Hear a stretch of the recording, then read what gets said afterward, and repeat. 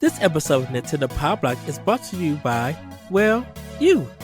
If you want to learn how to support Nintendo Pow Block and the Boss Rush Network, head on over to our Patreon at patreon.com/Boss Rush Network and see which tier is right for you. Thanks for your continued support.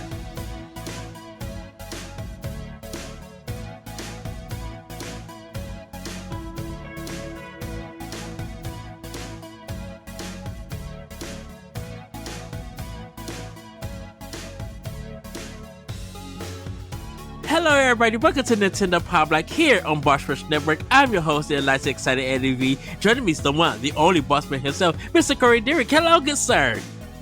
Hello, Edward. How are you this fine evening?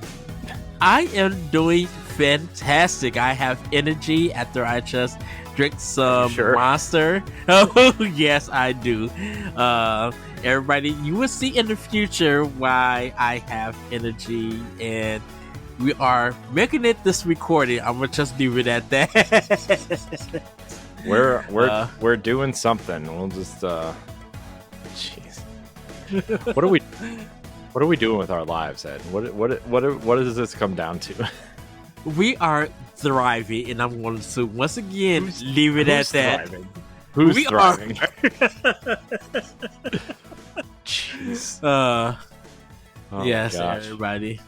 It's been quite a day. I should say that. Well, Corey, do you want to jump into this housekeeping real quick? Yeah, sure. I guess I can do it. I mean, I could do the housekeeping. Nope. You told me to do it, so I'm going to do it.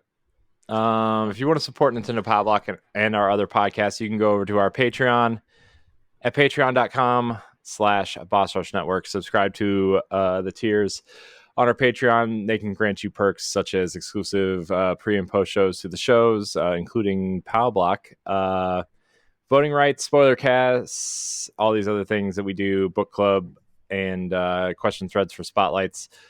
Early access for After Dark and more. As always, your viewership and your listenership are enough for us. So if you can just subscribe to our YouTube channel or leave us a rating and a nice review on podcast services like Apple or Spotify, that'd be most helpful. Like the video if you're watching, leave a comment, all those good things. Remember, you can find all of our content, including banters, features, reviews, listicles, and more over on bossrush.net. One thing that we got feedback for immediately last week is that a pre-show and a post-show are too much. And I know that our show was like 4 hours last week, so whoopsies. So noted. And we will only be doing a post-show now, which will also be known as Expansion Pass. So that's how we solve the Expansion Pass problem, everybody. We are adding it as the post show, the Patreon exclusive post show for Nintendo Pow Block. We did it. We did it. Yay. Oh my gosh. I love recording at 12:30.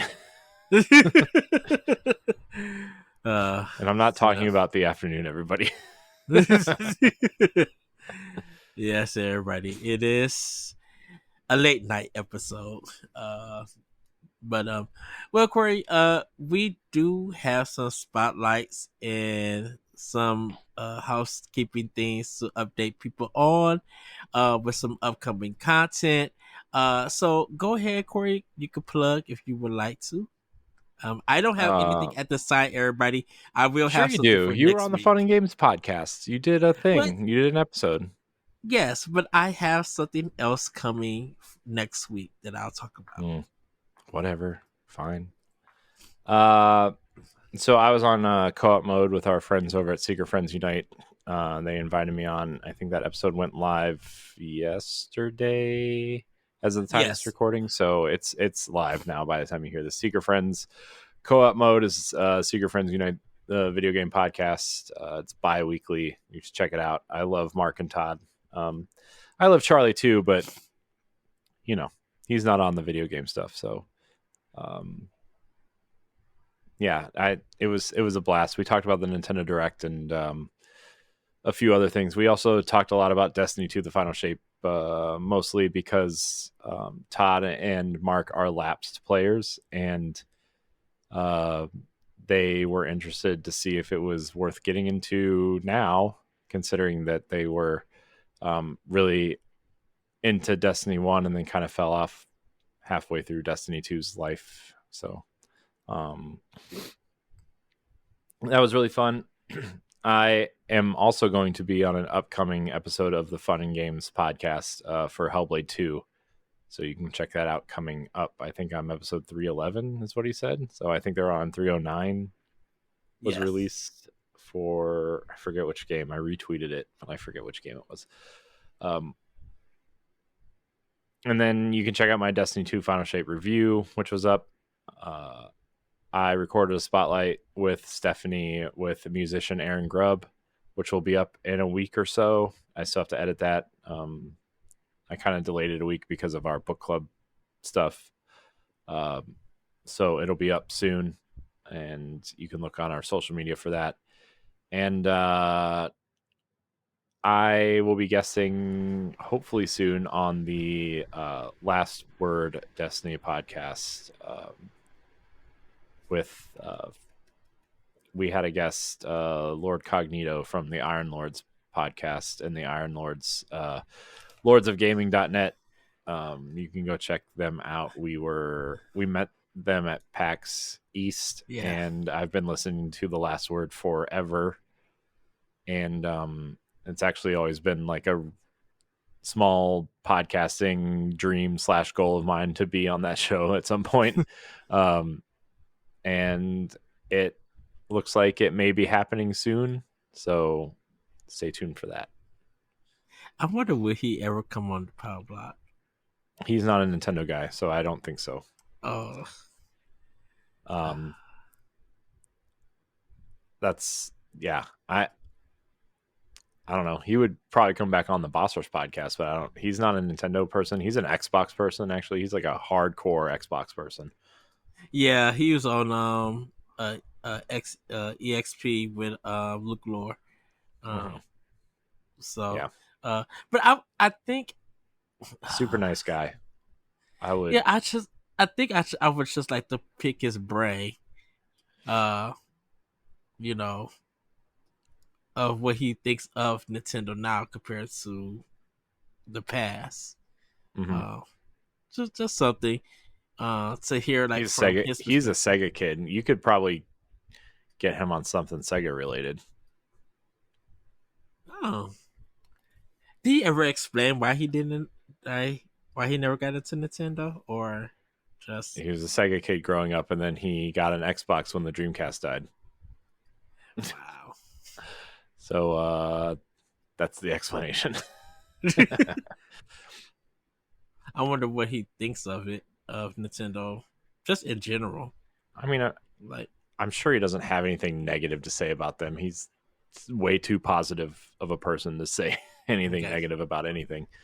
But yeah, I'm hopefully that happens soon. I mean, it might not happen, but we've had a back and forth about it for a couple months now. I think once, they usually don't have guests on until the hype of the expansion kind of dies down. Yeah. So it'll probably be another month or so before it happens, but I still want to plug their show if you're a Destiny fan, because it's still really good. Shout out to Abantus and Ty Guy Travis. He actually reviewed the Final Shape for IGN. So, oh, nice, Travis. We're accolade trailer buddies. Nice. Best friends, essentially, is what that means. I wonder if they're going to be at. Never met him, but I wonder if they're going to be at PAX West. I know the Iron Lords will be there because, I know they'll be there because they. Let me back up a second. COG is doing a live show for Last Stand in San Diego, like a couple days after PAX ends. So I doubt he would want to fly all the way back to New York for like a day and then go all the way back out there. So I'm assuming, they're doing sacred symbols versus defining Duke in like a debate style thing, which seems really interesting. But yeah, I mean, right. I like to, friends do cool things. So Yes. Level I one like to think, gamer. Oh, go ahead. yeah. I was just saying, I like to think that we're friendly. I wouldn't call us friends because I've only met him twice, but he's always been super nice when we've met, and I like to say we're friendly. That's good. That's I would good. like to write that down as a as a footnote in my biography one day. When this is all over, anyway, it's late. I'm a big fan of the Iron Lord, so I just, whenever they come up, I just can't stop. Can't stop, won't stop. Yes. Well, Corey, how about we get into Snacktendo? And for me, I had a gyro or gyro, or however you guys want to say it. I had one of those. You can say it however you want, Ed. Some people say it Euro. I was just craving one after work so bad, and I was just like, I'm gonna go to the spot that's like right by my house and go get one. And so good. I haven't had it like in almost 6 months. Yeah. And everything, and I know that would have been January, but I'm like, I just haven't had it for a long time. So yeah, it's so good. Still drinking this Snapple apple this big drink, and it's just so good. And that's pretty much it. What I've been like snacking on. Nothing is new out just yet in my area for me to try. I know I got to go to Starbucks. They have like this blue raspberry lemonade, cherry, bubble kind of thing, bubble kind of drink tea. And it's been out for a while, but I haven't had a chance to try it. And I still got to try the butterscotch grandma McFlurry from McDonald's. Just give that one a try and everything. But other than that, that's pretty much it. And I haven't been to my regular grocery store, so I haven't been able to see if there's any new snacks or anything like for the summer just yet. Like what I could actually define for the summer. But man, I will say that Smart Food cheddar barbecue popcorn still hit. Still number one for me. Cheddar barbecue. Man. Yeah. Or barbecue cheddar and stuff. I had the pink lemonade Kit Kats. Nah, that's a pass. That's interesting. Sure. Yeah. So, what about you, Corey? What you been snacking on? Well, I had some pizza rolls before we started recording this second recording tonight because of so I could have a little bit of energy, and it's really cold down here, and I thought that would warm me up. We had Chipotle tonight, which was really good. It was really good tonight, actually. For some reason, it was like extra good. I don't know why it was extra good tonight, but it was really good tonight. So, I had the chicken El Pastor with some. So it was kind of funny. My daughter had Chipotle for the first time tonight. Yeah. We always have to make them separate stuff because they're children. But she wanted to try a quesadilla, and it's just like the saddest thing. The kid's quesadilla. It's like one tortilla folded in half with cheese in the middle. It's like, man, we could have just done that at home for like a tenth of the price. Right. But we usually don't get guac from Chipotle unless it's like super fresh. It was really fresh this time. And oh man, it was really good. Oh, so good. But Yeah, I think I was that's thinking of getting Chipotle for lunch, but I'm like, nah, I just need something because I I had to love be at. Chipotle. When it's good, when Chipotle is good, it's good. Mhm. You know what I mean?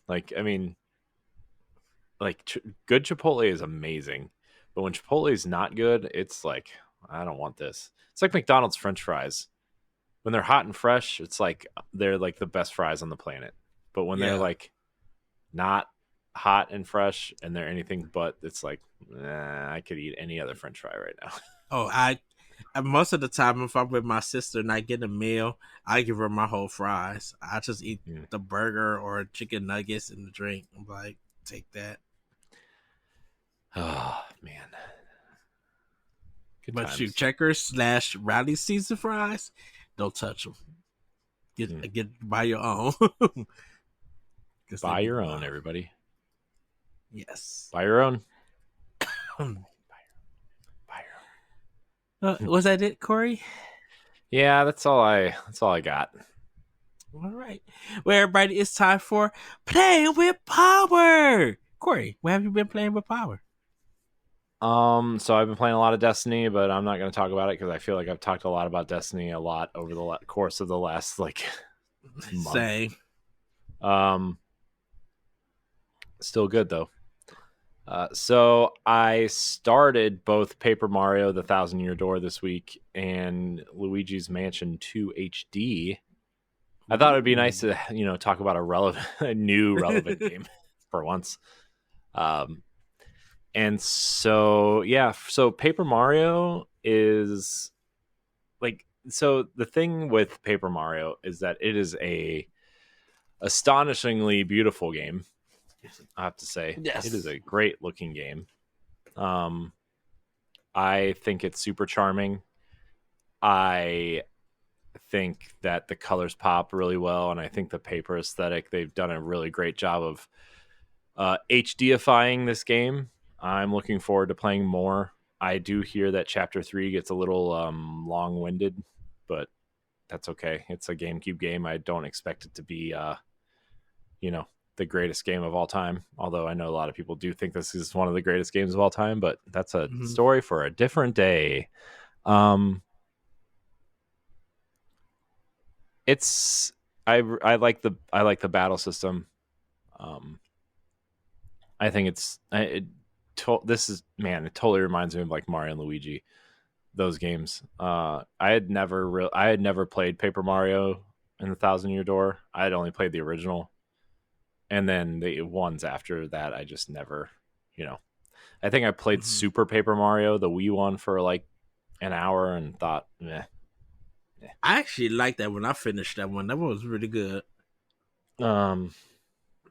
But Luigi's Mansion 2, I started also. I only played about the first half hour, but it is like a significant improvement over the 3DS version. In terms of visuals and the way it controls and the way like just the models look in general, like it's really something. I can't wait to play more. But I have always been under the impression that in general this was the best Luigi's Mansion. I guess we'll put that to the test because I really like Luigi's Mansion 1, but it has not aged well, and I hate playing inverted, and you can't change those controls on the GameCube. So, yeah. I don't remember I never played the 3DS version, so I don't know if that if that changed or not. I'll have to see, I guess. But I will also say that I don't think this game looks as good as Luigi's Mansion 3. Just from a sheer quality standpoint, it still looks really good. It just it does not look as good as Luigi's Mansion 3. If you were to ask me which game came out first, I would definitely would have said this one on the Switch. But it doesn't really matter because it's Luigi and Mario, and they all kind of look the same anyway. But I think Mario Odyssey looks better than these games by far anyway too. So I mean, who am I to Yeah. say, I guess. But it's always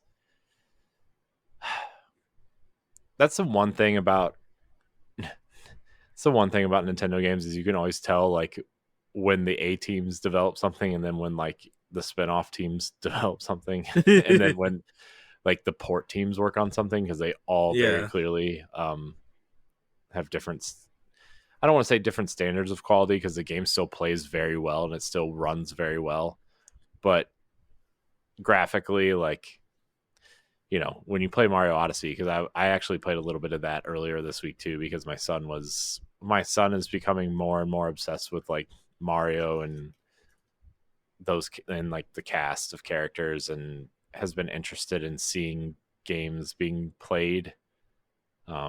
He still gets frustrated when he tries to play the games himself, but he's 3, right? I mean, he's not going to know how to play a 3D Mario game. But he likes watching me, and I just like when I popped Mario Odyssey and I forgot how like amazing that game looks. Like you can see like the hairs in Mario's mustache and his hair. You can see the denim on his Hmm. jeans. Like the game is incredibly detailed. And so to go from that, and even something like Mario Kart, right? Like Mario Kart 8 is also like very detailed for what it is. And you go pop into Luigi's Mansion 2 and it's like really simplified, and um you know, it's kind of like, I don't want to say it threw me off because I didn't really expect this to like kill in the graphics department, but like it's definitely like, geez, you could have maybe taken a little bit more time to do something different. Um, it's at least make it on par with Luigi's Mansion 3, I would say. But other than that, like it's still a great port. I would recommend it. It's fun. It's more Luigi's Mansion. You know, there's obviously the 5 mansions are the big draw here, with the different biomes in them and stuff. So I would say check it out. Uh, that's my opinion. So I also dabbled in Mario Wonder, Mario Odyssey, Mario Kart, and Super Mario 3D World because of my kids. So what about you, Ed? What are you playing? What do you got in there? So I'm playing this Metroidvania called Luna Nights. It's a Mm. fan made project that was on PC, on Steam, and then it came to Nintendo Switch. Um, it's a fun little 2D sprite game. The way that it looks, I don't think it's based off of anime or nothing. I just think it's just a fan project. And what's interesting about it is that you can freeze time, and when you freeze time, it helps you get magic because you have to use this magic to use as your weapon, which is throwing knives. And in order to get energy back, you have to sorry about that. You have to get close to the enemies, and these blue kind of card looking things come to your body, and you like absorb their energy to gain health for it. So I mean, it's a very interesting game. I played it last year, got to the third boss and was getting my tail whooped, so I just restarted the whole game over on a new profile, and I kind of I'm halfway done. I got like about one more boss to beat with it. So it's a very interesting game to say the least. What's the Um, game called? Luna Nights, Luna, Luna, and then Nights, Nights. You play as a May. It's very, when you look at the end at the cover and then you look at the game, you be like, this is two different things. Hmm. Um, so I saw a trailer on Nintendo's YouTube channel today that was really interesting, and I thought maybe this was it, but it's not. Um, huh. there's a game on their YouTube channel called Trinity Fusion, and it's like it's a Metroidvania esque game, and Hmm. basically you are the same character in parallel universes, and you have to like you have to like solve different puzzles in this like multiverse of yourself and kind of Yeah. figure out which multiverse universes are the wrong ones and kind of destroy them to make the right one kind of survive. It's really interesting looking. It looks awesome. I thought this might have been that game, but it's not. Oh, I'm about to check it out. I never heard of It that one. it comes out August 1st. So the trailer Okay. literally says release date reveal trailer. I was like, so it's definitely not this, but it looks cool. It has Metroid Dread vibes to it for Yeah, sure. So Trinity Fusion is that game if anybody wants to check that out. It looks cool. I have to check it out. Still You do have to check it out. I've been working my way through Metroid Zero Mission. I'm kind of like at the end of the game. And everything. It's still fun. And I gotta say it plays so much better on Switch. Seeing it on the big screen and using the Pro controller, man, it's way better than what I expected when I originally played it on the DS. I mean, not the DS, the Game Boy Advance. You mean you didn't play it on your GameCube Game Boy player with your GBA plugged in with the link cable? No, I did not. I should Oh, what are you have. doing? I'm just Nintendo. kidding. That was just. I'm sorry. That was probably one of the best things that happened to the GameCube. I know the What, the Game Wavebird Boy is one player? of. Yes, Yeah, man. Oh, that thing I is think it was so. cool. It was. Corey mentioned Destiny the final shape. I've been playing that too. I installed Gears of War Ultimate because Corey, we was talking about it a while back, and I'm like, you know what? Let me play this on Series X and see how this Oh, so game actually you're looks. not going to play it with me like we talked about? Co-op? Which one are we supposed to be? Which one are we supposed to be No, playing? it's fine. Nope. None of them apparently. It's fine. Well, I thought we was. That's why I'm trying to figure out. I'm like, which one did we say that we was going to play? Because we're supposed to be doing Judgment. That's why. Well, I said we were going to play them all at some We can point, still but do them all. whatever. It's fine. It's fine, Ed. Because I thought we recorded Gears of War 1. I don't remember, dude. It was so long ago, and nobody watches that channel anymore. So, Okay. Well, we can all play it. Anyways, continue. I was just giving you a hard time. It's funny. So makes me laugh. Ha ha ha. Yeah, so playing that, started back up Dragon Age Inquisition, because a lot of people been playing it. Started it back up because of the Dragon Age Veilguard trailer, which that game looks amazing. I'm like, all right, BioWare, you got Wow, you're the first person that I've heard say that. I because people want to be how they are. I'm like, this game looks That's so fair. much up my alley. Like that trailer really proves to be like, yeah, I cannot wait till I play this game. Like it looks really good, and I'm super excited for it. Last but not least, a little bit more of unsighted. I'm on the fourth dungeon. I just gotta beat that boss. And then get to the fifth one, and then I'm almost be done with that game. So I'm halfway done with it. But pretty much that's all. I haven't picked up Luigi's Mansion 2 yet. I am going to be doing that next week, everybody. So, yeah, that's what I've been playing with Power. Nice. So, Corey, how about some FamiNews? Take it away. Yes. All right. Yeah, we're just gonna run through these because none of them are very exciting. Let's be honest here. Scraping the bottom of the barrel after the exciting week that was the Nintendo Direct. Yes. So this first story is Shigeru Miyamoto addresses concerns about his age and role at Nintendo. This is from Ollie Reynolds over at Nintendo Life. So basically, he did a translated interview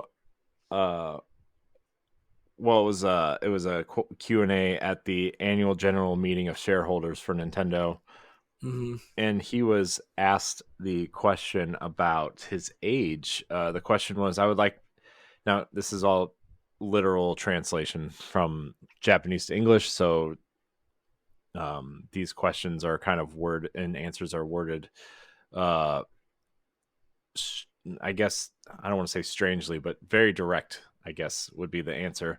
Uh, this question, I would like to ask Mr. Miyamoto a question. Creators are aging. I want them to continue making games, but I also want them to take care of their bodies. I would like to know if Miyamoto-san will continue to take the lead in making games.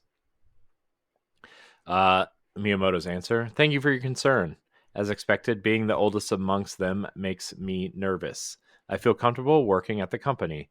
It's not that I don't look at game development at all, but I have the younger generation um, make it without doing any actual work, and I've been able to pass it on smoothly. But the people I've taken over the job from are also getting older, so it's better to have younger people make it. I also want to. I also want to take over. I'm very involved with Pikmin Bloom, so I appreciate your support. So basically, what he's saying is like he doesn't mind passing along the work to the younger generation. He's okay uh, doing these other things, and obviously he's very involved in Pikmin Bloom, so that's great.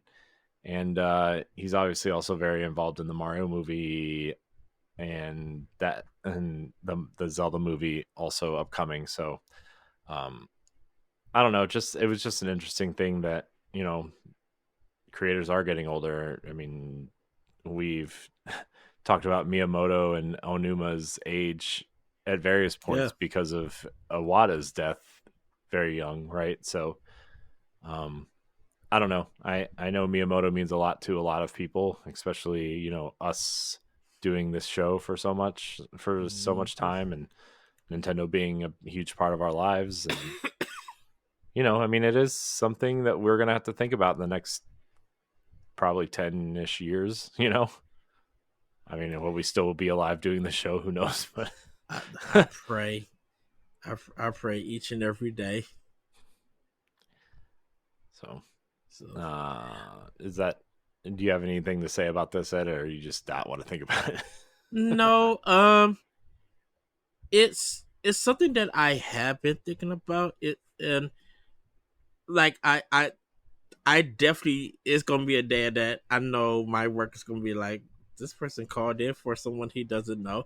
I'm like, yeah, I'm like, I'll be calling into the work to be like, I'll just be like, I'm just in a sad emotional state at this moment, so I can't come in.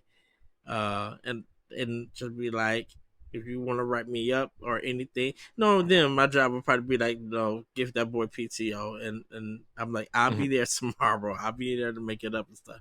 But it's Shigeru Miyamoto and his games are the reason why I am into gaming, why I love Nintendo, why I do this, Mhm. and I never thought about creators passing away or anything, and stuff like, Well, you the industry know. is so young. Like, I mean, Mhm. as the gaming industry as a whole is, you look at the film industry, it's like 60, 70, 80 years older than the gaming industry. I Yeah. mean, creators have passed away, and this next generation and the generation after that are passing away. So you look at gaming, it's still relatively new, and the pioneers of the industry, I mean, I guess you could look at some individuals who have passed away aside, like the initial wave of game creators, right? But like for the most part, the Miyamotos, the Kojimas, the Anumas, you know they're still alive and going, and they are the driving force of what games are today still, right? I mean, you Hmm. wouldn't have a video game industry without Miyamoto and Nintendo at this point. Yeah. I mean, you would, but it would look vastly different if NES didn't come along after the Atari crash, right? So, Right. And it's I know people be and there's a ton of female creators also that I love. Um and it's so but just like in general, just focusing on Miyamoto, it it would when he leaves Nintendo, or if he ever retires from Nintendo, it's going to I won't say a day. It's gonna be hard to talk about it in a sense because the legacy that he left, and you can actually see his influence in a lot of games that these younger developers are making. I told you, Corey, about Pikmin 4. You know, when you go under the ground and everything, and it's these like dungeons. Um, mhm. this dungeon feel to it, like it really felt like old school Zelda. I'm like, this has Mhm. to have Miyamoto's influence. His hands have to be on this because you don't put this in a Pikmin game and it be this good, Mhm. you know. So it's gonna be stuff. Sorry about that. It's gonna be stuff like that that I'm just gonna miss, and going through all of his old games and playing them like on Switch or whatever console and everything, like it's gonna be a big retrospective, for me Mhm. personally about Miyamoto because he is my inspiration, um, as in just like make it just like kind of like making content, but just like showing what games could do and everything and how to be creative and stuff. So that's all pretty much I could say. And like if he got the energy to go on, that's awesome. Mhm. I'm like until it's time for him to say, well guys, I did all I could do, you know. Yeah. I'm not thinking about him uh having a permanent sleep. I should say that. um Yeah. Yeah. Speaking of old games, Ed, we're gonna move into our next story here. yes. Atari 50 Expanded Edition is adding 2 new timelines and 39 new games. This is also from Ollie Reynolds over at Nintendo Life. Atari 50, the anniversary celebration, is already packed to the rafters with incredible retro games, unique interviews, and rare documentation on the history of Atari. Uh, so there is an expanded edition coming October 25th, 2024. Uh, this is going to be included in a new physical version of the game. Um, but if you already own the game digitally or you own the previous physical version, this is also coming as DLC that you can purchase. Uh, it's going to include the one of the timelines is going to be the first console war, which is Atari versus Intellivision, which will be interesting because they just recently purchased Intellivision. Um, so that'll be interesting. Yes. I have, man, I've been eyeing Atari 50 for such a long time, but I'd never know which console to get it for.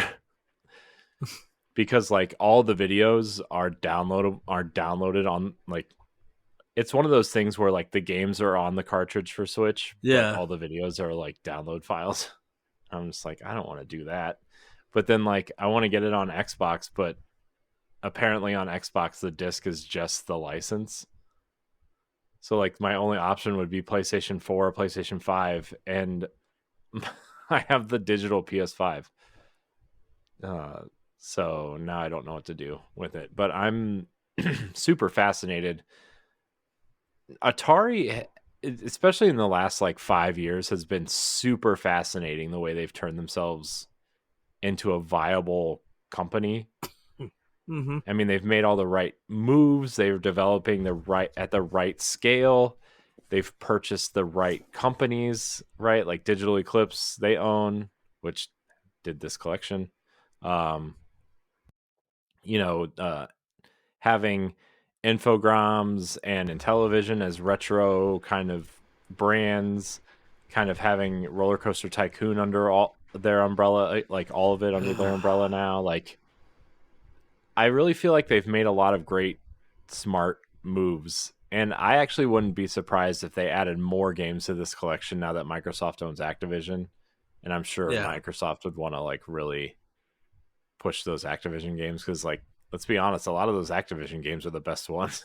Like Kaboom and Pitfall, and those are the games that people remember too. So that'd be really fascinating. Pitfall's But a bit decisive.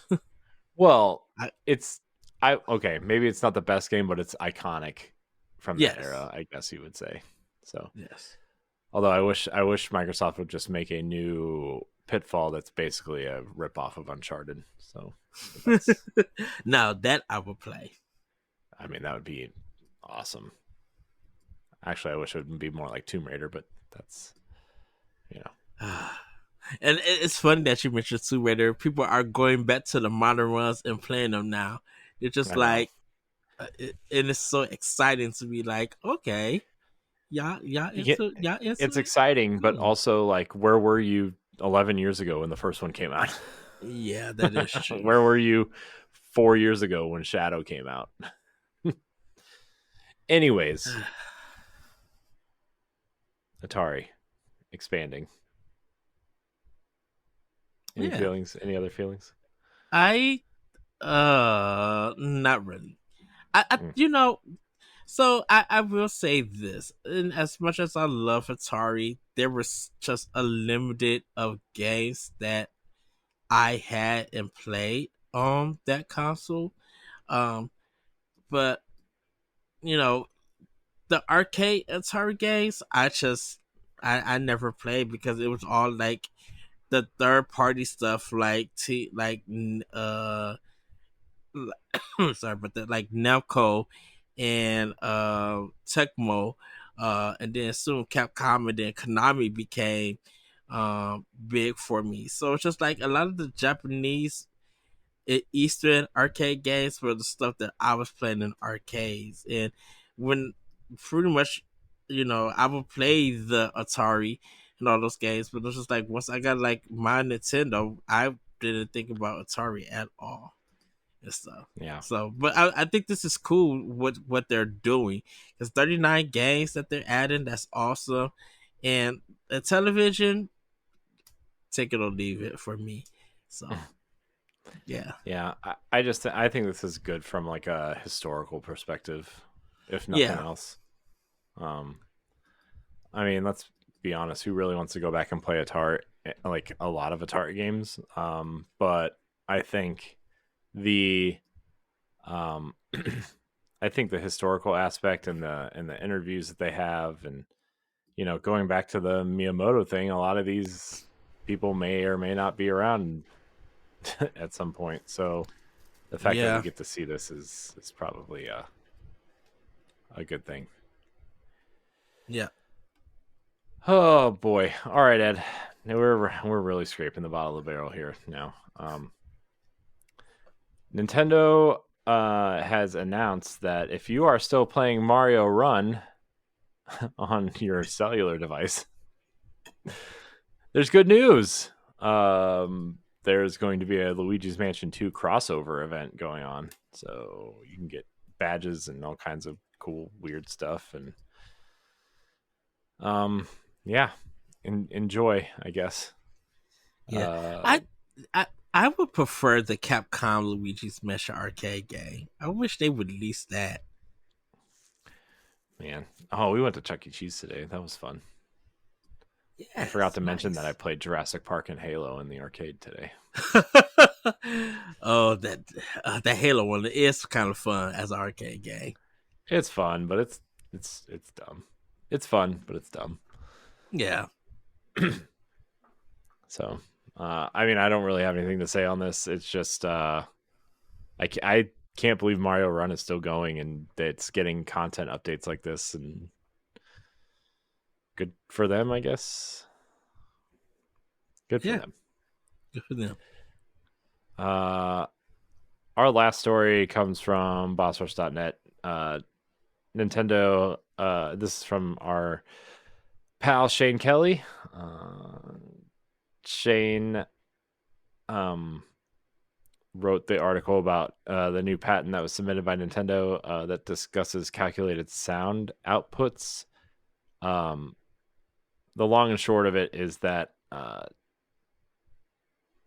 new patent filed back in September of 2023 and is just now published on June 20th of this year, discusses calculations of various objects and what it outputted when they encountered each other. So basically the sound output is going to be, distance related, depending on what's going on the screen, and will theoretically be pumped out via your surround sound or whatever you're listening through. Shane also writes the technology seems close to the haptic feedback technology in the PlayStation 5 controller, so that's interesting. Yeah. But I don't really have anything else to say about this. I just, I wanted to include it because it's a Nintendo story and it's a Boss Rush story, and it seems interesting enough. Yes. I have nothing to really say anything about that. Just fine. It's just cool that it's something padded and something that may come later on in Nintendo's consoles. Yeah. All right, we're going to move into the banter of the week. This is a Nintendo-related banter from Josh Martinez. What more can Nintendo Switch offer? So you can read his full article on bossrush.net, but I kind of wanted to go over Nintendo's 2024 has clearly been another big year for them in terms of first-party releases. And third-party releases also coming, and 2025 seems to be just as packed already in terms of releases. So I made a list here, Ed, of first-party Nintendo releases and notable third-party releases. I don't know why I've said second-party. Notable third-party releases. So in terms of Nintendo output, Ed, for 2024 and 2025, Ed, are you ready for this? Go ahead. Another Code Recollection, Mario vs. Donkey Kong, Splatoon 3's expansion pass side order, Princess Peach Showtime, Paper Mario and the Thousand Year Door, Luigi's Mansion 2 HD, Nintendo World Championships NES Edition, The Legend of Zelda Echoes of Wisdom, Super Mario Party Jamboree, Mario and Luigi Brothership. Also, Nintendo Sports Basketball is coming too. Right. Yeah, Nintendo Sports Basketball is coming, and I would put money out there that there will be some sort of Pokemon title available this fall. Yep. I'm shocked we haven't gotten a Pokemon Presents yet. I know for their next game they said for 2025, so maybe that's it. Yeah. Well, confirmed for 2025 from Nintendo, Donkey Kong Country Returns HD, Metroid Prime 4 Beyond, and Pokemon Legends ZA are all 2025 games. Notable third-party releases this year alone, Ed. Are you ready for this massive list? Oh, good googly moogly. It's an insane list. Yeah. Okay, here we go. It's a long one. Buckle up, everybody. Prince of Persia: The Lost Crown, Tomb Raider 1, 2, and 3 Trilogy HD, Penny's Big Breakaway, Star Wars Dark Forces Remastered, Unicorn Overlord, Contra Operation Galaga, Guilt, which was previously that Stadia exclusive from Tequila Yes. Works. It's basically a horror game. Kind of looks like remember the game Rime? Yes. It's by that studio. Love Rime. Star Wars Battlefront Collection, which I know had its issues when it launched, but when it was announced, that was a huge deal. MLB The Show, South Park Snow Day, Pepper Grinder. Then we had the three previous Microsoft exclusives: Grounded, Pentiment, and Planet of Lana. Also, Hi-Fi Rush has been rated for Switch somewhere, which was a news story last week that we never got to. Ayuden Chronicles 100 Heroes, Tales of Kenzara Zao, Saga Emerald Beyond, El Shaddai Ascension of the Metatron HD Remastered, the Front Mission 2 Remaster or Remake, Endless Ocean Luminous, Animal Well, Braid Anniversary, World of Goo 2, Star Wars Hunters, which is huge, by the way. Do you see how big that game is? Holy Yeah, cow, that game is just huge. insane. I mean, I have no interest in it, but it's huge. It's a Star Wars hero shooter. Mark Carabin is playing it, and I learned a lot about it on co-op mode. Where was I? Monster Hunter Stories HD, Shin Megami Tensei Vengeance, Metal Slug Attack Reloaded, Echo Generation Midnight Edition, Beyond Good and Evil Anniversary, Super Monkey Ball Banana Rumble, Tachia, Deliver Us the Moon, Trails Through Daybreak, Teenage Mutant Ninja Turtles Splintered Fate, and the two other Ninja Turtle releases this year. The one based off the movie, and then the quote unquote classic arcade game from 2012. Oh, that always makes me laugh when I hear that. Fantasian, Star Wars Bounty Hunter, which was just announced a couple days ago, the HD remaster of the Jango Fett GameCube game. Yeah, a lot of people was going crazy over that game. I know. I'm excited. I think that game was awesome. I never got to play it. No, it was really good back in the day. It's basically a really cool third person shooter. Okay. SteamWorld Heist 2 is coming. I know people like that first one a lot. Two Ace Attorney trilogies this year. Yes. Yars Rising from Atari. Lunar Lander also just came out recently, and Neo Sprint I think is this week or next week. So Atari's putting out some great Nintendo content out there. Funko Fusion, which I know we made fun of, but that game's probably going to be huge for some unknown reason. Harry Potter Quidditch Champions, Disney Epic Mickey Rebrushed. Also, the Disney Dreamlight Valley Mulan update came out this week, which I'm kind of excited for, but I'm scared to get back into that game because I'll spend lots of money and have no time. Lollipop Chainsaw Repop. Renatus is coming out, which is like that Persona meets Astral Chain looking game. Looks really cool. I'm actually like really excited for it. Fantasy Life I, Romancing Saga 2, Revenge of the Seven, Atari 50s game expansion, Sonic X Shadow Generations, and Dragon Quest 3. These are all third-party games that have come out or are coming out this year. And next year we have Dragon Quest 1 and 2, we have Mio, and we have Professor Layton and the New World of Steam next year. This thing is not slowing down. It's not. No. Dude, we haven't even added in the fact that Hades 2 is probably coming to Switch after early access. And once that get out. And dude, if that mug dropped this year or it drops next year, that's a big win for Nintendo. Because you know Nintendo's going to be like, we need to get the console exclusive on this before Microsoft or Sony gets it. Yep. It's crazy. I can't believe it. How much this game is just, doing what it's doing, or this system. It's just insane. And then Lego Horizon, man, that's going to be huge. Right. Yeah, that game's going to be massive. I actually can't wait for that game. I love the first Horizon game. And I just want to see this game on Switch and see how it does. I'm very intrigued to see how Sony is using this game in particular on the Switch. I know they're probably just like, we really are trying to get people to our system, But I'm like, if we don't get sales from the Sony community, we're going to get sales from the Nintendo community. Yeah. Because right now, like, well, I don't. Is it being developed by Sony or by another It's developer? Studio Gobo in conjunction with Guerrilla Games.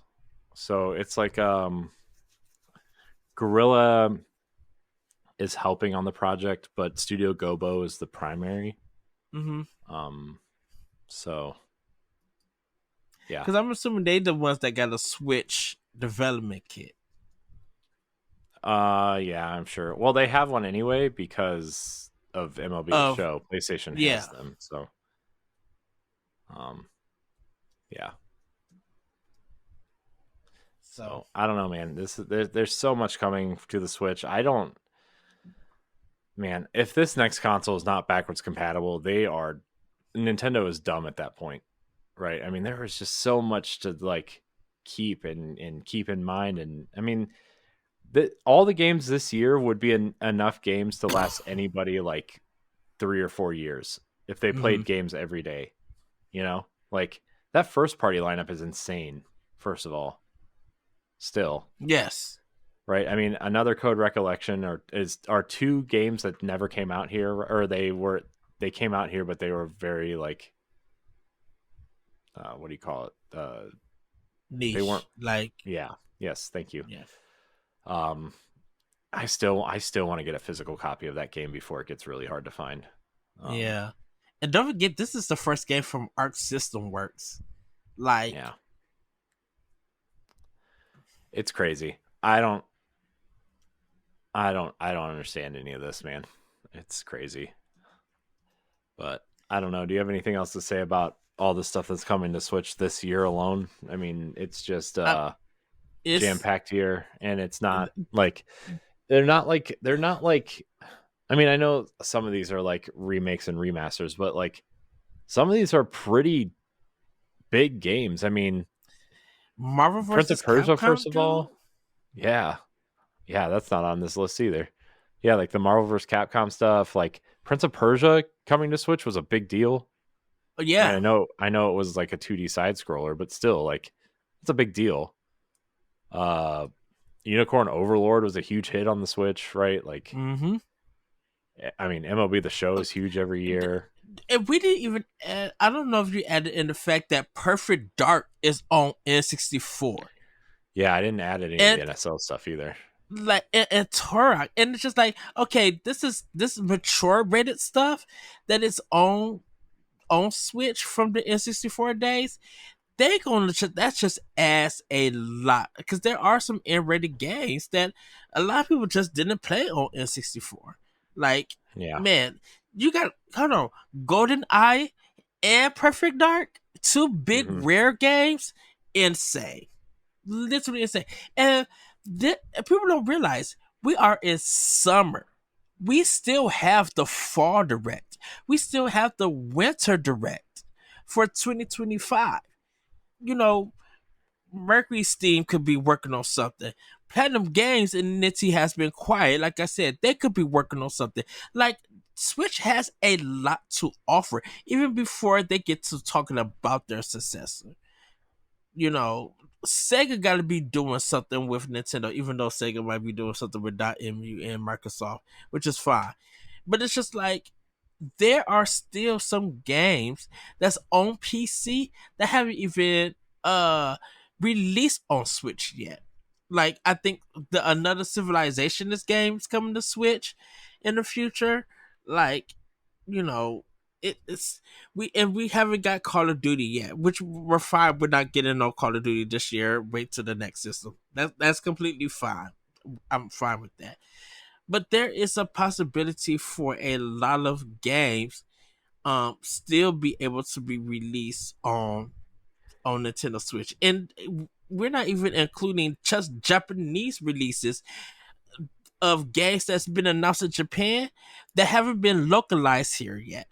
Because once that happened, shoot, Mina, that game from Yacht Club, we still waiting on that. But, you know, that could be dropping. Mhm. this year, or I think it might be next year. Like It Silk seems like Song it's going to be next year at this point. next year.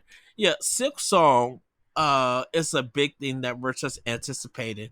Like the team Who's who made anticipating? this don't start. I know. uh Just being mean. um the team who made Dead Cells, their new game that they're working on could potentially come to Switch. Like, there is so much potential. We still could get a Fire Emblem game. We still could get DS and 3DS and Game Boy games. Like, there's still so much work that could be done. And then, like, um, Konami could be doing something. You know, Koei Tecmo could be doing something. Like, there's just so much that could come out. Just so much potential of games that still could come out and be ported and stuff. We got some of the GameCube hits. They are so many GameCube hits that Nintendo and third parties haven't even touched yet that could be dropping on this platform. We still Mhm. could get NSO stuff because if they show Saturn, I don't know how the emulation is gonna work, but if they show Saturn, if they show TurboGrafx, if they show Dreamcast, if Nintendo makes an announcement for Jeff Keighley for the Game Awards, oh, you better believe folks are tuning in to see what they talk about. Yeah. Ultimate Alliance 4 could be dropping exclusively for Switch. Nintendo got the money to do it, trust me. Mm-hmm. And Yeah. Capcom probably got some more arcade collections. Shoot, there's so much that could be happening. Mm-hmm. Yeah. There's a lot. I mean, there's a there's a lot going on. So I'm interested to see how Nintendo handles this transition. Um, I'm kind of shocked that half of this wasn't held for next gen, but Mm-hmm. I guess we'll see. Like the Zelda Yes. game in particular, I'm shocked was not like a held for next. Like I don't know. I'm shocked. Or Mario This is Party too, like that. Those this two is seem the. like Oh, go ahead. I was just gonna Yeah. say those two seem like surefire things to be like, hey, we're launching with a Mario game, but we need games throughout the year. What else can we put out? Oh, Mario Party seems like a big hit. We should probably launch that. Oh, Zelda, that seems ideal for a new console. Considering how the last one went. Yes. um, so well, Ed, we should get into Yes. Pack Watch. Back This is where watch. this is where we see what's coming to Nintendo Switch this upcoming week. There's only one notable release this week, Ed. And it's the Legend of Heroes Trails Through Daybreak, which I know a lot of people have been clamoring for. In the aftermath of a brief war, Calvard, I probably butchered that name so bad. No, you said it Uh, right. I did? Yep. Nice. Is enjoying unprecedented economic prosperity. However, the public grows uncertain as the number of immigrants increases and questionable political reform runs rampant. Follow uh, the Spriggan. Spriggan Van Arkride Yeah. Arkride on a unique request that will prove more than he bargained for. Will the nation fall into chaos? Man, that sounds like a really A mess of a game with the description. It's look. been getting good. It's been getting good reviews. I'm not knocking it, but this story description is bunkers. Look, I got it. I got it straight from the website. Okay, so I don't look. Trails is a game that seems very interesting and fascinating. I Considering can't how long play it's them. been going. I Considering can't how play long them. it's been There's going, too right? much talking. Yeah, What's an there's just too RPG? much talking. I mean, listen, there's so much talking. I still have not seen regular gameplay for these games. Hey man, I just work here. Okay, I don't know. It's an interesting, it's a fascinating series considering that it's like 12 games long and it's all the same story. That's um something. But that's the only notable game coming out this week. All right. Well, Ed, what time is it? Question block. Yes. Yeah. So, this question comes from Matt Sawinski, and if you want to write into the show, join the Boss Rush Network Discord or look for question threads on our free Patreon tier and leave them in those threads. You can also email us at nintendopowblock@gmail.com. So Matt Sawinski via Twitter at Matt_Silversoul. Shout out to him. He is one of the hosts of the PlayStation Generation and one of content creations. They are like truly wonderful people. I truly enjoy their content. Do you think Nintendo will do more of their tried and true limited stock availability with the Switch 2? They historically have had a toy mentality, creating demand through limited supply. Will they do it again, or will securing a Switch 2 not be a bloodbath? So, So go ahead, Corey. they I think we're kind of seeing what they're going to try to do with the Switch 2 with them really limiting online pre-orders for things. Mm-hmm. I think what they've been doing this year with games is a huge experiment for what they're going to do with their next console. I don't think it's going to be easy to get one. I think it's going to be easier to get one than previous console releases because of this. I don't think they want to.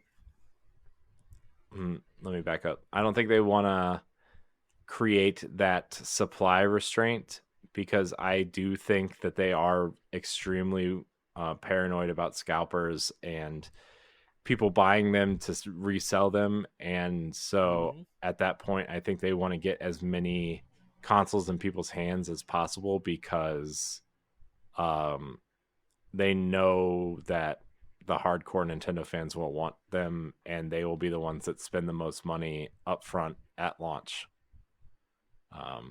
This isn't 2006 anymore, right? With the Wii and the internet exists, and Amazon and eBay are way more prevalent than they were even back then. Third-party sites, like I think this leadership and this time, like the time we live in now, has changed the way Nintendo thinks about things, and I think you're seeing a perfect kind of situation right now of what they're trying to do with their current run of games. Because I know a lot of people, especially I've been seeing a lot in our community of like people's pre-orders getting canceled. Right. Like Luigi's Mansion got canceled by a lot of people, and I pre-ordered it the day before through Best Buy, right, and got it. But I mean, mine was an in-store pickup though; it wasn't ship it to my house. So I think they definitely want people to go to a store and buy it until supply, reaches the point that demand like that is equal at least. And if you can't, I don't think you're going to be like when these things go up for pre-order, you're not going to be able to go to Amazon and pre-order it. That's my opinion. I really don't think so. You're going to have to pre-order it through Target for in-store pickup. You're going to have to pre-order it through Best Buy for in-store pickup, Walmart in-store pickup. There's no delivery. There's no nothing. It's my opinion. So, for me, I think there's going to be enough for a lot of people, for everybody. I don't feel like there's going to be a chip shortage issue like Xbox and PlayStation has had, and Nintendo kind of had that, but when that improved, you was able to find a Switch anywhere. The only time you may had a hard time is when the pandemic happened and people were buying Switches and trying to get a hold of one there. Like that's really the only time I think, because it is going to be a custom made chip, and once we find out more information and stuff, I think you would literally be able to go into a store and buy a Switch. Now it is going to be probably hard to find and hard to get one for the first 2 months. Reason being is that everybody's going to be trying to get one.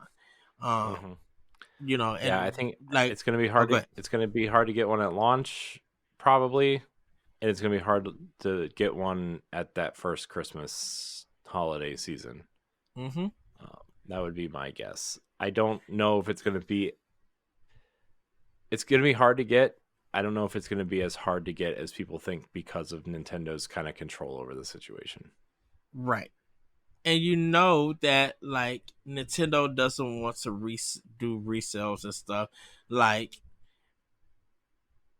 and this may be more of an eBay kind of thing, because like eBay, they have like when people put those pre-order tickets and stuff, eBay kind of have like rules about that and stuff. Mm-hmm.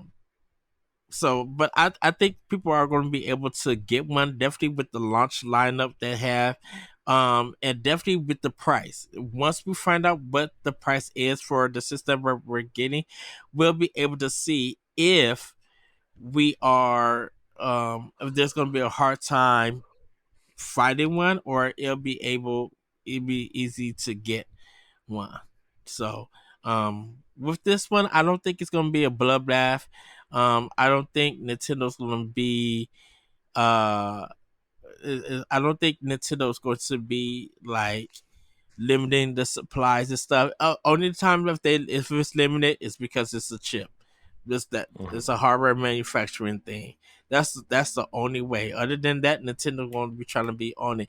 And once we stop seeing switches in stores, we know they're going full production on the system. Mm-hmm. You know, Yeah. so Yep. So well, okay. How about we head on out with this episode? let's do it. Well, thank you for listening and or watching Nintendo Pow Block, which is part of the Boss Rush Network.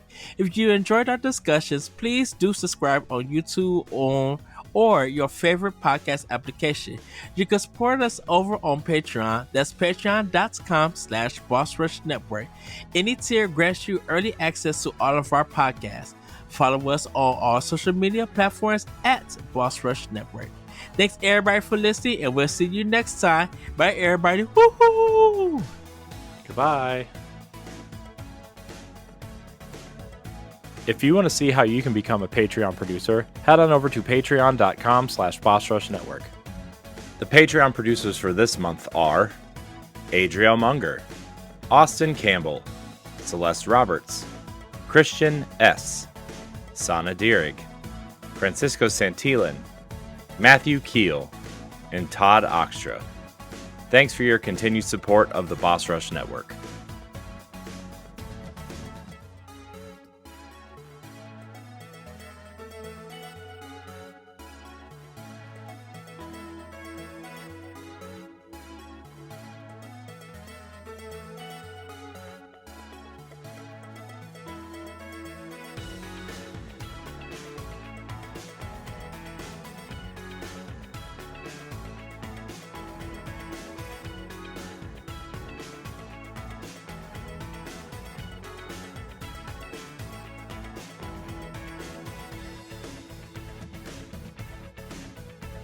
Hello, everybody. Welcome to our expansion pass, our post-show podcast for Nintendo Pow Block. I am your host, Eddie V, and joining me is the bossman himself, Mr. Corey Deering. Hello, good sir. Hello, Ed. I feel like we haven't recorded anything in such a long time. That is so true. um, Well, Corey, we had an actual good discussion Friday, I should say, the day before this recording, and we got to talking about the generation of game, and you came up with a question. You want to let people know what the question was?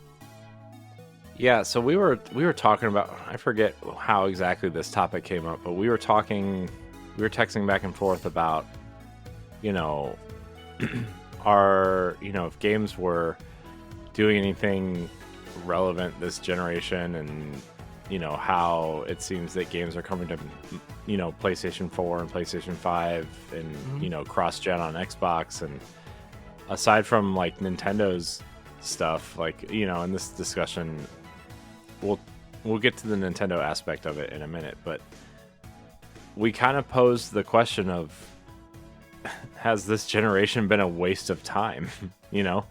And it's not to say that there hasn't been great games out there, right? There are plenty of exclusives out there for people to enjoy. That's not what I'm saying, but a lot of you look at Sony, most of Sony's exclusives, right? Like Horizon and God of War are both PlayStation 4 games that got PS5 releases. You look at Destiny, right? It's still a PlayStation 4 game and an Xbox One game.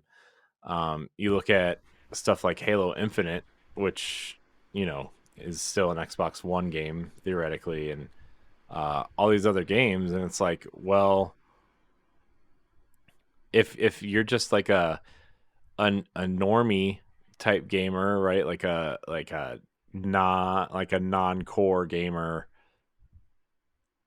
there's really no reason to upgrade to the next gen, right? Like if you are like a Fortnite, Minecraft, Madden, Call of Duty gamer, GTA gamer, there's really no reason to upgrade, right? There's just no reason. And I would argue, like, even if you are into the core games, like, there really hasn't been much to like point at and say, hey, I need that next console for that, right? And I guess there are certain things that you could totally point to, like Hellblade is an experience that's only available on the current gen, right? Starfield, Stellar Blade, Final Fantasy 16, the Final Fantasy 7 Rebirth. There are games, right, that are only available on this generation,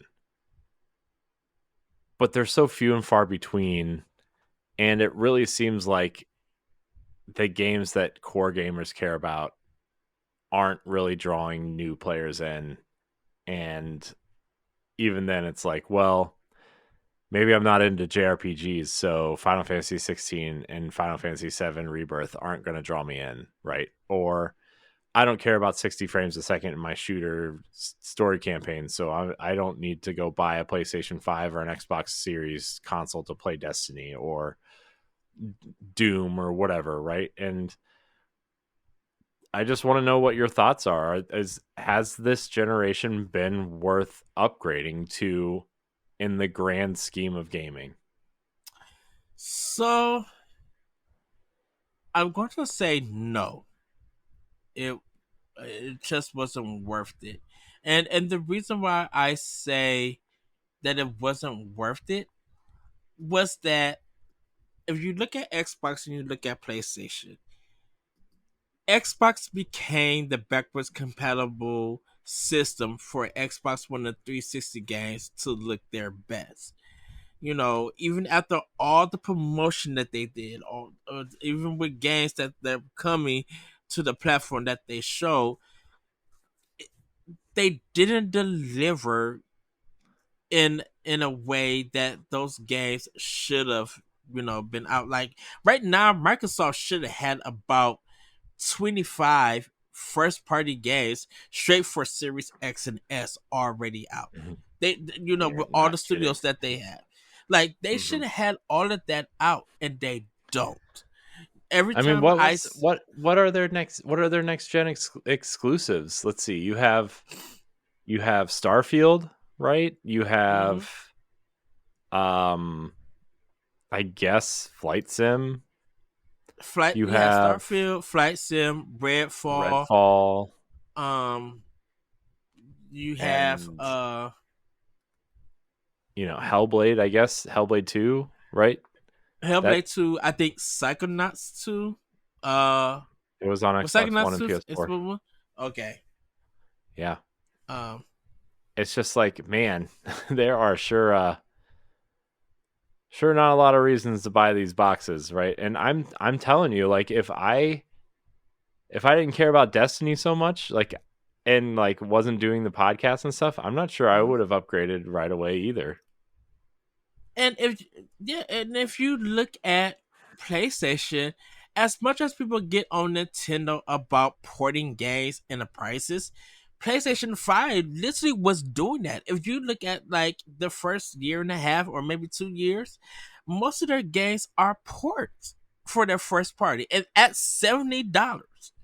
You I mean, you know, could still point to most of the games they put out now. I mean, what was the last first party game they put out? The Last of Us 2 Remastered was their first party game, right? I yeah. guess if you look at second party games, technically, I guess Rise of the Ronin was theirs, which is exclusive.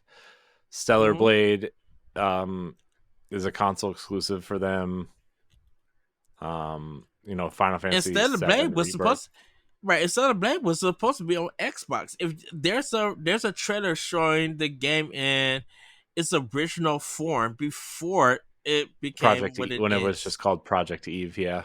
Yeah. I think it was shown on the Xbox in some sort of Xbox stage video. Um, but very clearly PlayStation wanted that game. So also, no offense to Xbox, but I don't think that game would have done very well on Xbox, just because Mm-hmm. of the situation Xbox has put themselves in, Mm-hmm. and kind of training their consumer base not to buy games, which has really hurt them way worse than I anticipated. Yeah. In a lot of ways. So I, as a primarily Xbox gamer outside of the Switch, like it sucks that I have to start looking elsewhere to play games that aren't available on Switch, or games that like I almost got the Final Shape on PlayStation because of the way and I didn't, because the Xbox controller is just perfect, and Yeah. um if Xbox ever goes away, like that my character is crossplay or cross save or whatever, and I'll just be able to keep playing on another platform. But like that's not the case for every game. What if I played Call of Duty, right? Like, does my progress transfer over to PlayStation? I don't know. Does I if I buy the next Assassin's Creed on Xbox and Xbox goes away, am I going to be able to play that my save on PlayStation 5 years from now, 10 years from now? I don't know. Not Yeah. that I care It, about that 5 years from now, but yeah. Neither system is delivering consistent 60 frames per second. I know they said up to 60, up to 120, up. That's fine, but if you're gonna say that your system is this powerful, your system got this teraflops, and you're still doing the stuff that you've been doing for years past with your past generation consoles. And mm-hmm. sometimes it's not even sticking at 30 frames per second. Sometimes the stuff is dropping under.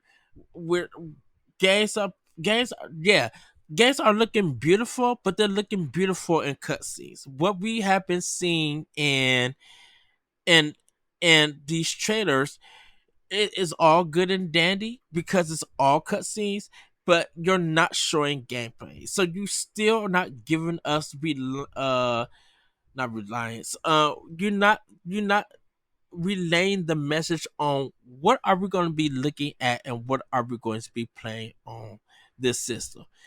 Because your game could look good as Hellblade 2, but your game Mm-hmm. could also look as good as Legend of Zelda Echoes of Wisdom and Mm-hmm. get almost the same reaction. Yeah, I'm gonna give you a great example of a game that actually functions and utilizes next gen while also working on previous gen. We Mm-hmm. talked we've talked about it tonight for over 3 hours. Destiny 2. It utilizes current gen, it utilizes the lighting system, it utilizes, it's 60 frames a second in in single player instances. In Crucible, it runs at 120 frames a second. It's flawless 4K on Series X. It runs at 1440p on the Series S. Everything looks beautiful. Everything looks perfect. It's not ultra realistic. Ring ring. It's not ultra realistic in the way that Sony wants their games to be, right? But it's still one of the best looking games in terms of the way the weapons look, the environments, the enemies, like the game design. Like, it's an incredible game. And Mm-hmm. you brought up Nintendo, right? Like, look at all the remakes and remasters we've gotten on the Switch and how well, there's been work done to them, right? Like, the GameCube stuff has been reworked and, but at the end of the day, look how well the GameCube stuff has held up visually, Yeah. to the point where, like, there's been very little work needed done to these games, to spruce them up, right, and make them presentable for a modern audience. It's incredible. It's incredible what Nintendo's been able to do on the lack of hardware, right? And I saw something. What did I see? That was like it was. I guess it was Lego Horizon Adventures, right? Where, like, Yeah. that is a PS5 and PC only game, and Switch, right? There's no PS4 version, right? Right. It's like a strange combination. uh but, like, it's just strange what Nintendo's been able to do, and how they've kind of, them being technologically inferior has really benefited them in a lot of ways. I mean, we talk about the, like, studio layoffs and budgets and how long it takes games to be developed these days, but, like, Mm-hmm. also, like how much they've mastered their systems. They're getting games that, like, Mario Kart and, Link's Awakening, and these games running at 60 frames a second. Look at Metroid Prime 4. Look how amazing Metroid Prime 4 looks compared to some of the games you see on PS5 and Xbox Series consoles. Yeah. How much better it looks than most of them.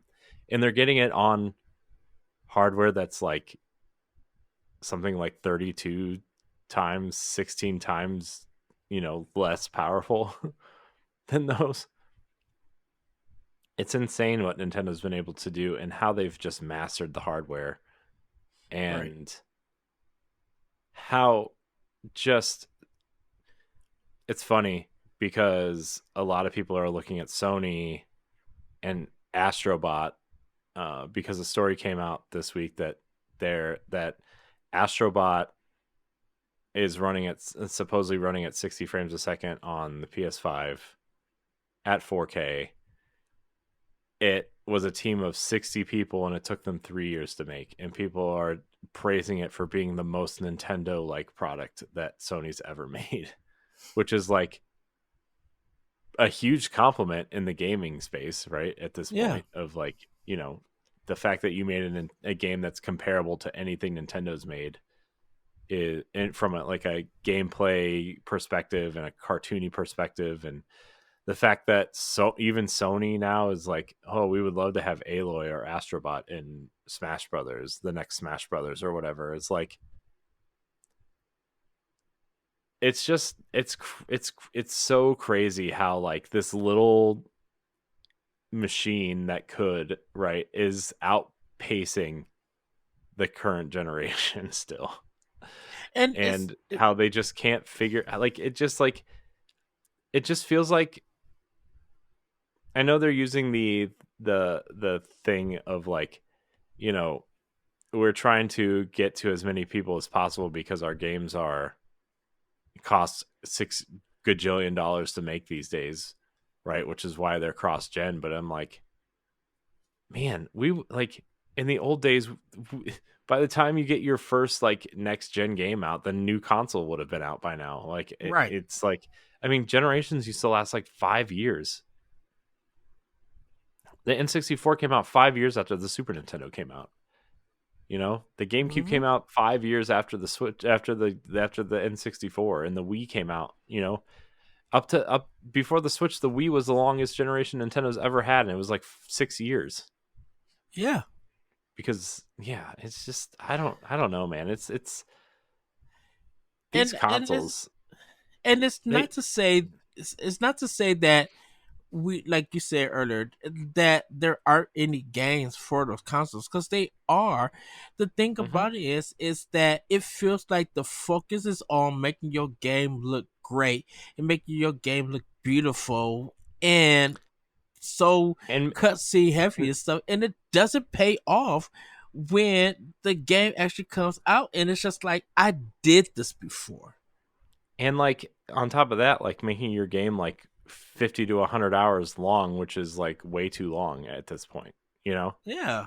I mean first of all, I think Spider-Man 2 is bloated, and it is about a 25-hour game, right? Unless you want to do everything. Yeah. Look at Miles Morales. I beat that game in 5.5 hours, and it was perfect. Perfect. Perfect length. Story was tight and compact. A lot of awesome moves and combat, right? Miles Morales is the best in that entire series, in my opinion. But like, it took them, I mean, obviously they built off of an engine that they already, built on, right, in the Spider-Man Hmm. engine, but like, took them 2 years to make, 2.5 years to make, right? Yes. It, you know, it had a solid story, solid campaign. It's $50. It's not like it was like a $20 add-on, and it, aside from like having a bloated Marvel budget, like probably theoretically relatively cheap to make. Like, why can't we get more experiences like that? It seemed like Sony was going that direction with Hmm. like, with like Lost Legacy from Uncharted, with Left Behind, with Spider-Man, right? Like it just seemed like we were going to get these smaller experiences within the game that already exists. And they kind of stopped. Now it seems Insomniac from those leaks is still going to go that way, right? Like it seems like we're going to get a Silk spinoff and a Venom spinoff and a couple other things, right? And obviously like the Wolverine game is coming, but there's going to be like an X-Men game with a bunch of spinoffs. It just, man, that's like Wolverine's still the reason I think why I bought a PS5. Oh man, I am so excited. By the way, man, Deadpool and Wolverine, they released that new Oh, trailer today I gotta or watch the new yesterday. trailer. I It's haven't got to see it. oh man, it's the rematch of Wolverine versus Sabretooth from X-Men, the Oh, first the nice. first movie. Where like remember when Sabretooth like almost kills him in the snow when he was, Yeah. oh man, it's a rematch. It looks so good, man. I can't wait. Anyways, side tangent. Um I don't know. I just thought this would be an interesting topic to bring up because I still really feel like this generation hasn't been worth it. Um and I still think the only reason and the best reason I own these consoles is to play Destiny at a higher frame rate and a higher resolution. But like I don't need that. It just feels better, right? Mhm. So, at any I case. just I just think that it wouldn't be it. It's not a waste, because I mean we do need these consoles because that's where the next generation of games are going to come from all of these creators. They want to tell their stories, they want to highlight or bring this kind of game, and they need powerful hardware, which is fine. I understand that. I'm good with that. I just wish that there was more time. Not time. I won't say that. I wish there was more games out with whatever quality they could achieve, instead of spending time to make it look or make it feel like it's the best game in the world. It become forgettable, Mm-hmm. or people be definitely you, with Xbox, because Game Pass kind of have ruined gaming for some people, regardless of budget and stuff. It lessens the sales for games that deserve or should be rewarded with good sales. Mm-hmm. And and like, yes, with PlayStation, PS5 is growing, but it's not growing at a rate that PS4 or PS2 has grown. Um and stuff. And Uh, I so I actually think it's outselling PlayStation 4 at this point in its life at this cycle. point, Mm-hmm. Um, but also like the PlayStation 4 had a cheaper SKU at this point also, yeah. and I think once whatever this Pro model comes out, I think you're going to see a massive price drop in the PlayStation 5 base models, and I think you're really going to start seeing this console take off, especially also when Grand Theft Auto comes out.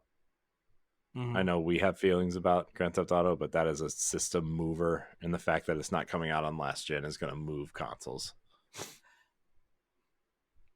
It's gonna move.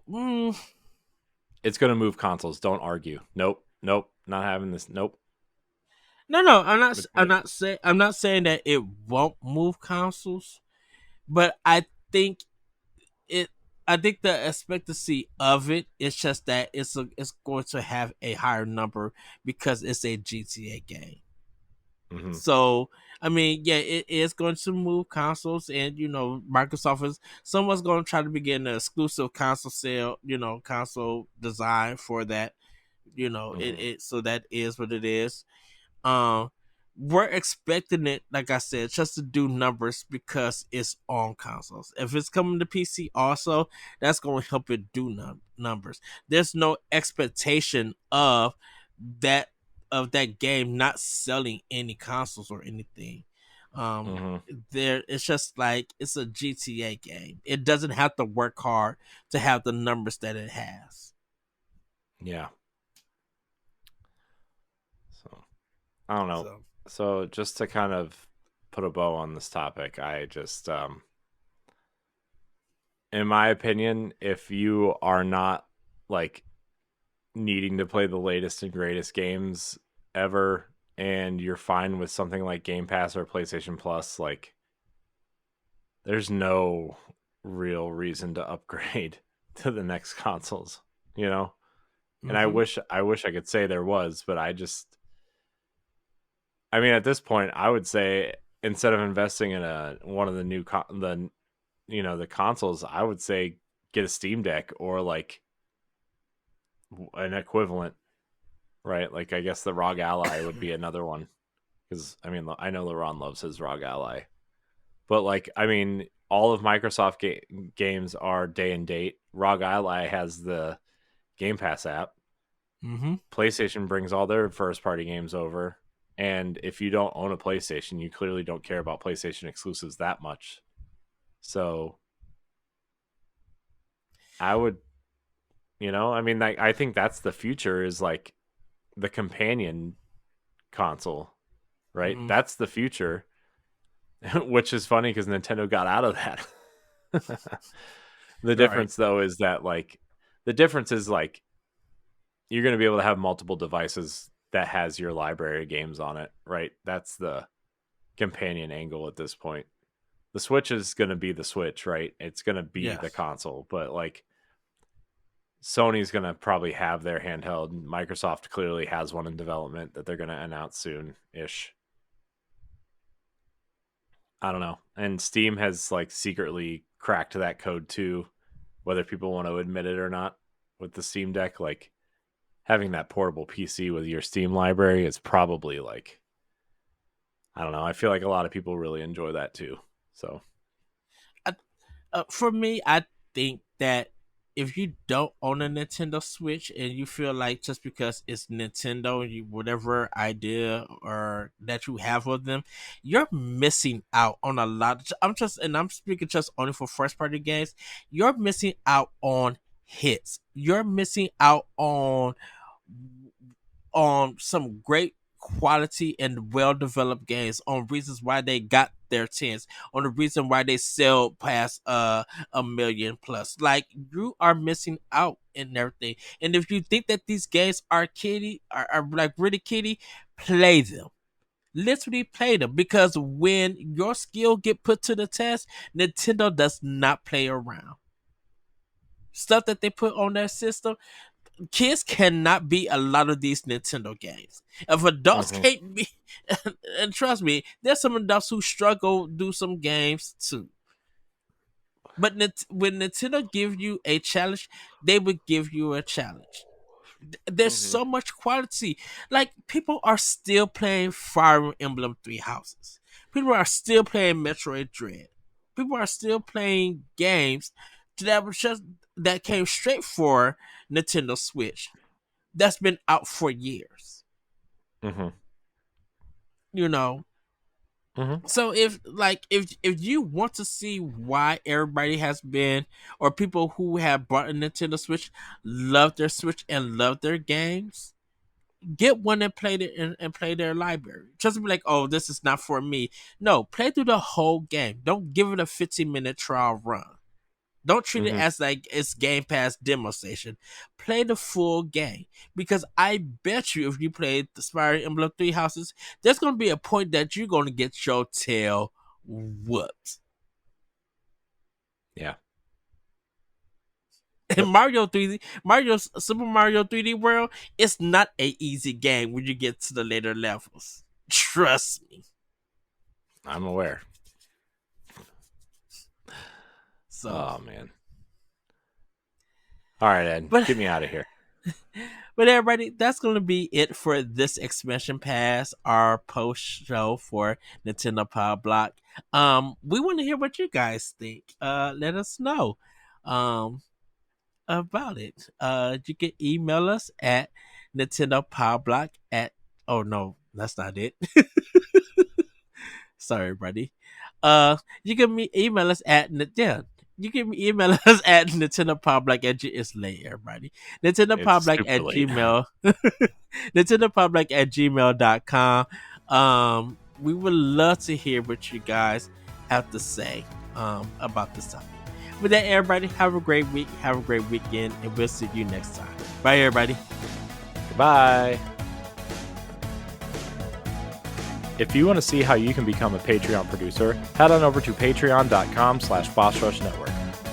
The Patreon producers for this month are Adriel Munger, Austin Campbell, Celeste Roberts, Christian S., Sana Deering, Francisco Santillan, Matthew Keel, and Todd Oxtra.